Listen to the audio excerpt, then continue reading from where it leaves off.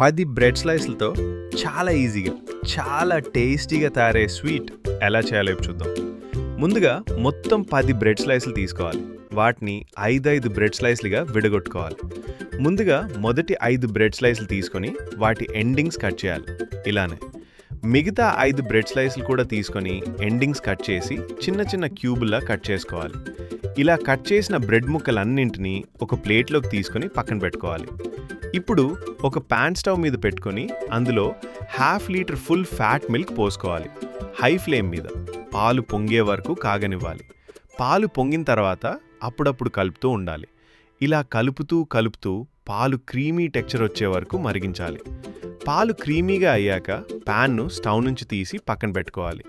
ఇప్పుడు ఇంకొక pan stove మీద పెట్టుకొని అందులో 3 చెంచాల నెయ్యి వేసుకోవాలి. నెయ్యి కరిగిన తర్వాత ముందుగా 1 కప్పు జీడిపప్పు వేసుకోవాలి. జీడిపప్పు గోల్డెన్ బ్రౌన్ కలర్ వచ్చే వరకు వేయించి ఒక ప్లేట్లోకి తీసుకోవాలి.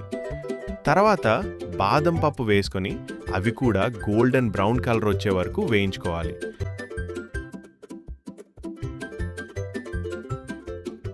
ఇప్పుడు ఎండు ద్రాక్ష వేసుకొని అవి పొంగి గోల్డెన్ కలర్ వచ్చే వరకు వేయించుకోవాలి.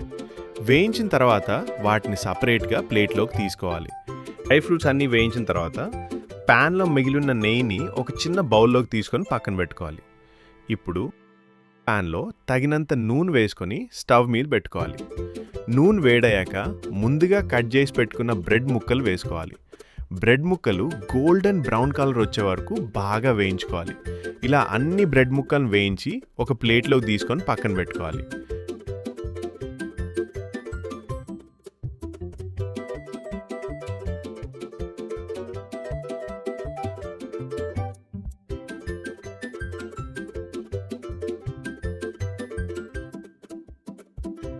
మరో ప్యాన్ తీసుకొని అందులో 1.5 కప్ వాటర్ పోసుకోవాలి.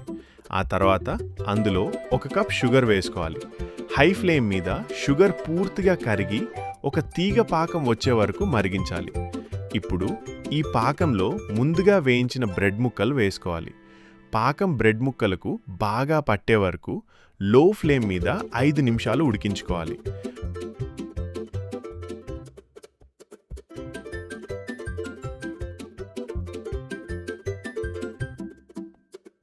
పాకం బాగా పట్టిన తర్వాత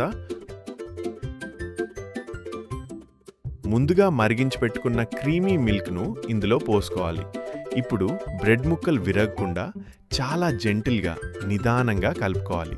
ఇప్పుడు కలర్ కోసం కొంచెం ఫుడ్ కలర్ వేసుకోవచ్చు, లేదా న్యాచురల్ కలర్ కోసం కుంకుమ పువ్వు కూడా వేసుకోవచ్చు. ఇప్పుడు అన్నీ బాగా కలిపి మెల్లగా ఉడికించాలి. తర్వాత ముందుగా వేయించి పెట్టుకున్న జీడిపప్పు, బాదం, ఎండు ద్రాక్ష వేసుకోవాలి. ఇప్పుడు ముందుగా బౌల్లోకి తీసి పెట్టుకున్న నెయ్యిని కూడా ఇందులో వేసుకోవాలి. అన్నీ బాగా కలిపి మంట మీద మరో 2 నిమిషాలు ఉడికించాలి. ఇప్పుడు స్టవ్ ఆఫ్ చేసి 2 నిమిషాలు అలానే ఉంచాలి. అంతే, చాలా రుచికరమైన డబుల్ కా మీఠా రెడీ అయిపోయింది. ఇప్పుడు ప్లేట్లోకి తీసుకుని సర్వ్ చేసుకుని ఎంజాయ్ చేయండి. ఇలాంటి ఈజీ మరియు టేస్టీ రెసిపీల కోసం మా ఛానల్ను సబ్స్క్రైబ్ చేయడం మర్చిపోవద్దు.